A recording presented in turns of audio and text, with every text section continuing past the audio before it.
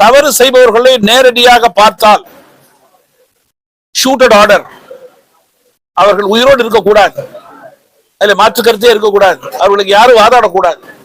மிருகத்தரமான செயல்களில் ஈடுபடும் போது வேறு வழி இல்லை. 3 வயது பச்சிள குழந்தை நினைத்து பார்க்க கூட முடியவில்லை. இரவிலே தூக்கம் வருவது கிடையாது. இது போன்ற நிலை இருக்கவே கூடாது. இந்த நிலைக்கு காரணம் தனி மனித ஒழுக்கம் தான். தனி மனித ஒழுக்கம் கெடுவதற்கு காரணம் போதைப் பொருள், குடி. இதற்கு முற்றுப்புள்ளி வைக்க வேண்டிய அரசாங்கத்தினுடைய கடமை. தயவு கூர்ந்து இருகரம் கூப்பி கேட்டுக்கொள்கிறேன். இதனை முதல் பணியாக எடுத்துக்கொண்டு இதற்கு முற்றுப்புள்ளி வைக்க வேண்டும் என்று தமிழ் மாநில காங்கிரஸ் கட்சி வேண்டி கேட்டுக்கொள்கிறது. சமீப நாட்களாக குழந்தைகளை வெளியிலே விடுவதற்கு கூட பெற்றோர்கள் அச்சப்படக்கூடிய சூழல் ஏற்பட்டிருக்கிறது. இந்த அச்சத்திற்கும் பயத்திற்கும் காரணம் கஞ்சா கலந்த பொருள்கள், அது மட்டுமல்லாமல் குடி, டாஸ்மாக் போதைப் பொருட்கள் தான்.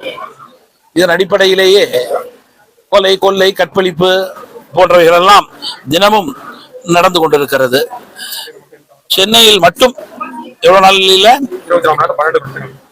24 மணி நேரத்தில் 12 குற்றங்கள் நடைபெற்றதாக எதிர்கட்சி என்ற முறையிலே அரசை குறை கூற விரும்பவில்லை. தப்புகள் நடந்து கொண்டிருக்கிறது என்று தொலைக்காட்சியும் பத்திரிகையும் கூறுகின்றதே நான் கூற விரும்புகிறேன். மக்களுக்கு பாதுகாப்பு கொடுக்க வேண்டியது அரசாங்கத்தினுடைய கடமை. இது போன்ற தவறான செயல்களுக்கு இரும்பு கரம் கொண்டு அடக்கக்கூடிய நிலையை ஏற்படுத்த வேண்டும். அரசு முதல் உரிமையாக இதிலே தனி கவனம் செலுத்தி இதற்கு முற்றுப்புள்ளி வைப்பதற்கான உயர்ந்த நிலையை ஏற்படுத்த வேண்டும் என்று தமிழ் மாநில காங்கிரஸ் கட்சியின் சார்பிலே கேட்டுக்கொள்கிறேன்.